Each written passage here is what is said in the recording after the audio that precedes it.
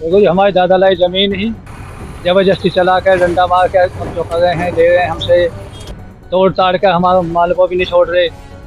और वैसे आपका नाम क्या है? आपका नाम छंगा नाम है। ये जो अतिक्रमण बता रहे हैं, जिस तरह अथॉरिटी बता रही है कि अतिक्रमण था, ये जो बुलडोजर हमने मुआवजा नहीं उठाया उसका, जब मुआवजा नहीं उठाया हमने। ये दादा लाई संपत्ति है, ये हम पिछले 5-6 पीढ़ी से जोत बो रहे हैं। इस पे ही हमारी चीज़ें चल रही हैं। ऐसा नहीं है कि हमने यहाँ जाके इस ज़मीन पे जो है आके बैठ गए, या हमने यहाँ को किसी नोएडा अथॉरिटी की ज़मीन को अतिक्रमण कर लिया।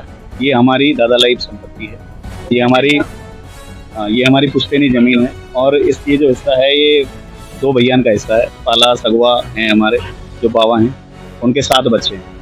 उन 7 बच्चों की ये संपत्ति है, ठीक है। बच्चे बहुत हैं, बच्चे कम से कम 20-25 बच्चे हैं। बोलो कहाँ जाएंगे हम, हैं? हमारी संपत्ति में हम क्या क्या बीघे आई है, हम पता कितनी कितनी आई है।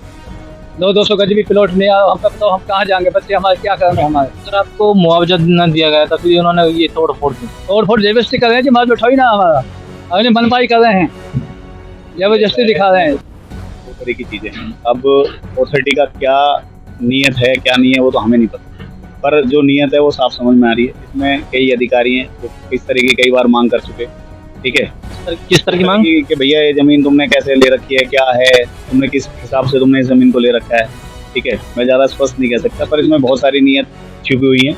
मैं तो ये कह रहा हूँ, नोएडा अथॉरिटी जब ये किसी भी प्रोजेक्ट का हिस्सा है ही नहीं, जब ये किसान की ज़मीन है, तो उससे क्यों चीज़ें अंदर रखी?